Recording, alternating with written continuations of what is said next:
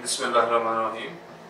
हम पिछले वीक के प्रोग्राम को कंटिन्यू करते हुए आज दोबारा आपकी खिदमत में हाजिर हुए हैं। मैं आपका मेज़बान मलिक मोहम्मद रमज़ान। हमारे साथ हमारे बहुत मोहतरम मेहमान डॉक्टर अतीक रज़ा साहब, जो कि रमज़ान के हवाले से एक टॉपिक पे पिछले वीक में हम बात कर रहे थे कि रमज़ान की बरक़ात से हम क्यों मुस्तफ़ीद नहीं हो पाते, उसी को जारी करते हैं आगे।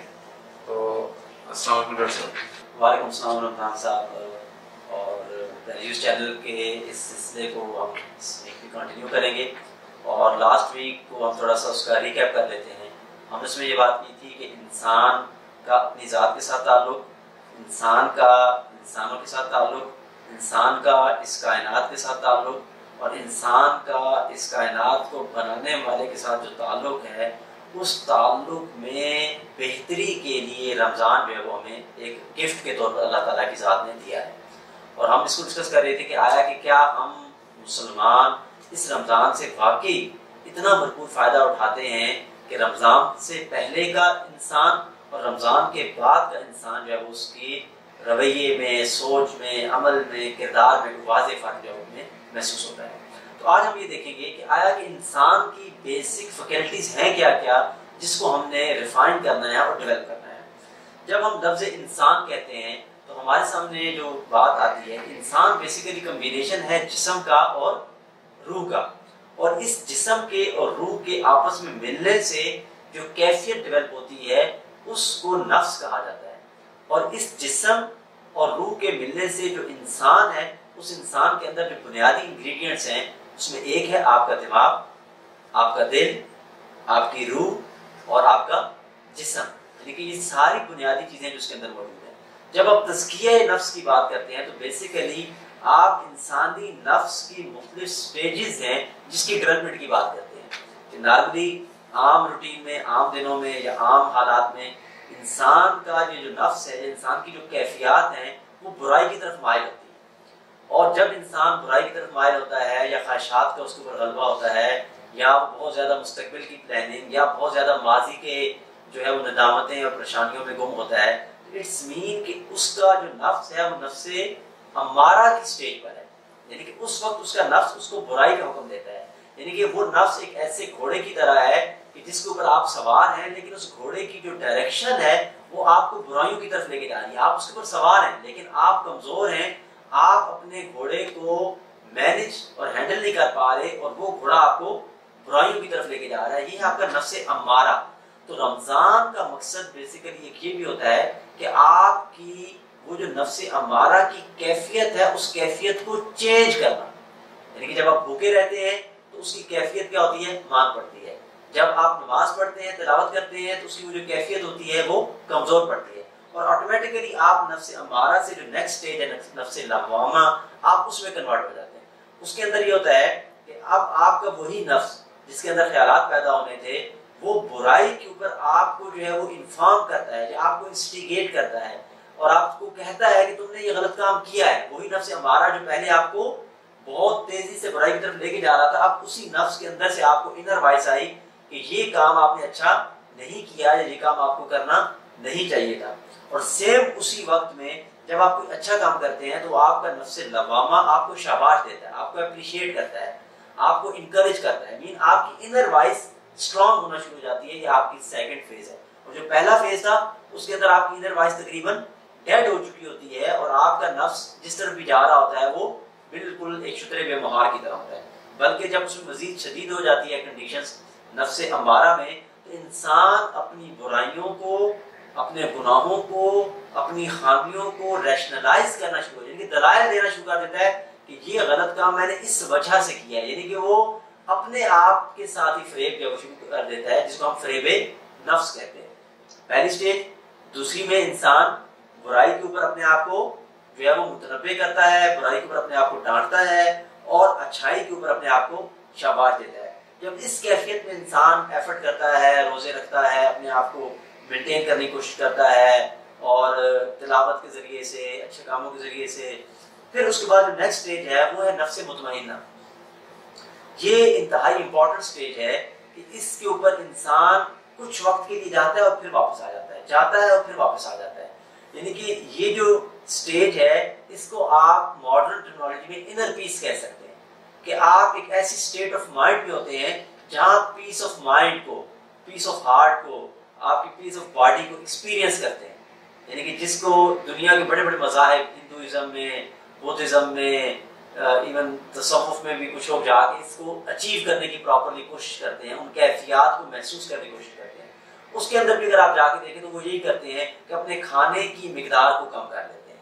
وہ نیچر کے قریب جا کے، کہیں پانی کے قریب، پہاڑوں میں، درختوں کے پاس جا کے رہتے ہیں تاکہ پیوریفائڈ آکسیجن ان کے اندر جائے. جو شہروں میں شور ہے، دھواں ہے، بہت زیادہ لوگوں سے ملنا ہے، کیونکہ لوگوں کی جو نیگیٹو انرجی ہے وہ آپ کے اوپر اثر انداز ہو رہی ہوتی ہے. تو کچھ وقت کے لیے آپ وہاں جاتے ہیں اور پھر آپ جو ہے وہ اپنے آپ کو ریفائن کرتے ہیں، اپنے آپ کو پاک صاف کرتے ہیں. اور یہی تصور اسلام میں اعتکاف کے حوالے سے دیا گیا کہ آپ اعتکاف میں جب بیٹھتے ہیں تو بیسیکلی آپ کوشش کرتے ہیں کہ آپ لوگوں سے زیادہ انٹریکٹ نہ کریں. آپ اپنی آبزرویشن کو منیمم ایک مسجد کے لیول تک لے آتے ہیں. آپ کی جو آئیز کے ذریعے سے بہت زیادہ ڈیٹا انپٹ ہو رہی ہوتی ہے اس کو آپ کنٹرول کرتے ہیں. تو آٹومیٹیکلی اس سے یہ ہوتا ہے کہ آپ نفس مطمئنہ کے اسٹیج کی طرف جو ہے وہ ٹرانسفارم ہو رہے ہوتے ہیں، ڈیولپ ہو رہے ہوتے ہیں. اسی لیے اللہ تعالیٰ نے فرمایا کہ یا ایھا النفس المطمئنہ ارجعی الی ربک راضیۃ مرضیہ، کہ اے نفس مطمئنہ اپنے رب کی طرف لوٹ، تو اس سے راضی اور وہ تجھ سے راضی. یعنی کہ ہمیں اس ہائر لیول کے اوپر اپنے آپ کو لے کے جانا ہے، لیکن جب تک دنیا میں ہم اس کو ایکسپیرینس نہیں کریں گے، اس کو ڈیولپ نہیں کریں گے، اس وقت تک شاید آخرت میں بھی اس نفس مطمئنہ کی سٹیج کا حاصل کرنا جو ہے وہ مشکل ہے. تو رمضان کا ایک مقصد یہ بھی ہے کہ ہم نفس مطمئنہ کی سٹیٹ کو حاصل کرنے کے لیے اس ایک ماہ میں اپنی ایکٹیویٹیز کو اس طریقے سے پلان کریں. اس بات کو اگر ہم مزید آسان کریں تو ہم یوں کہیں کہ انسان کو جنت میں جانے کے لیے جو فریکوینسی چاہیے، بیسیکلی اس فریکوینسی کو ریلیجیس ٹرمینالوجی میں نفس مطمئنہ کا نام دے دیا. اب اگر آپ اپنی تھاٹس کی وہ فریکوینسی، ایموشنز کی وہ فریکوینسی اور اعمال کی وہ فریکوینسی دنیا میں ڈیولپ نہیں کر پائیں گے تو پھر اللہ تعالیٰ نے آخرت میں ایک پورا نظام رکھا ہوا ہے جس کے ذریعے سے آپ کی وہ فریکوینسی مینٹین کی جائے گی اور پھر آپ کو جنت میں بھیجا جائے گا. وہ پروسیس دوزخ کا بھی ہو سکتا ہے، وہ پروسیس حساب کتاب کی سختی کا بھی ہو سکتا ہے، وہ پروسیس اللہ تعالیٰ کے سامنے شرمندگی کا بھی ہو سکتا ہے. یعنی کہ اس کی بہت سی مختلف جو ہے وہ میتھڈالوجیز ہو سکتی ہیں، لیکن اصل بات یہ ہے کہ آپ کو اس سٹیج تک جانے کے لیے جو ہے وہ جانا پڑے گا.